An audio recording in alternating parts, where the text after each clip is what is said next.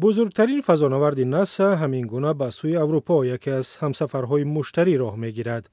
فازانوردی که به قول دانشمندان آجانسی کایҳоншиносии آمریکا برای نسل‌ها خدمت میکند. من همیشه این گونه طرح‌ها را به بنیاد کلیساهای با حشمت دراز عمر مانند میکنم. فزانوردان جویندگان برای نسل‌ها هستند. ما آرزو میکردیم. ما دانشمندان بیشتر از 20 سال آرزوی فزانورد مثل بودپوی اروپا را داشتیم. برای بنیاد آن 10 سال کار کردیم. با تحقیق قبط یخینی بالای کره، اقیانوس‌های زیر آن و ترکیب و گیالوگ اروپا، فازانوردی مذکور امکان می‌دهد ما انسان‌ها درباره وجود موجودات زنده و یا زندگی فراتر از کره زمین خودمان بهتر بدانیم. آنچه که ما با بودپای از امکان پذیری سکونت در اروپا می آموزیم راه را برای آینده، برای تحقیقات آینده در کره اروپا و دیگر گوشه‌های منظومه خورشیدی باز می کند که ما توانیم مستقیم علامت‌های زندگی را بجوییم. بودپوی اروپا بزرگترین فضانورد ناسا است که برای تحقیق سیاره‌ها ساختند.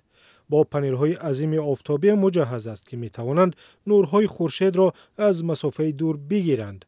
مشتری در مقایسه با کره زمین 5 برابر دورتر از آفتاب لنگر انداخته است. فازانورد ما در اطراف اروپا چرخ میزند، اما در واقع در اطراف مشتری. هدف اساسی 49 مرتبه دور زدن در گرد اروپا است، ولی عین زمان ما 80 مرتبه در گرد مشتری چرخ میزنیم. واضح کنم که ما در کره اروپا فرود نمی آییم، به سطح آن تا 25 کیلومتر نزدیک می شویم. فازانورد تقریباً 5 متر است، ولی وقتی ابزارهایش را باز کرد از 30 متر هم بلندتر می شود. وزن خالصش به مواد سوخت بیشتر از 3 تن و 200 کیلو است. هنگام دور زدن در مداری اروپا، فازانورد قسمت‌های گوناگون و تقریباً تمام کره را نقشه برداری می کند.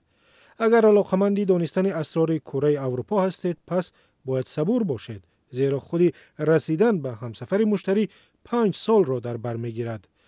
با گفته دانشمندان 10 سال لازم می شود تا حاصل کاری بادپای اروپا را بیاموزند و به همه بگویند.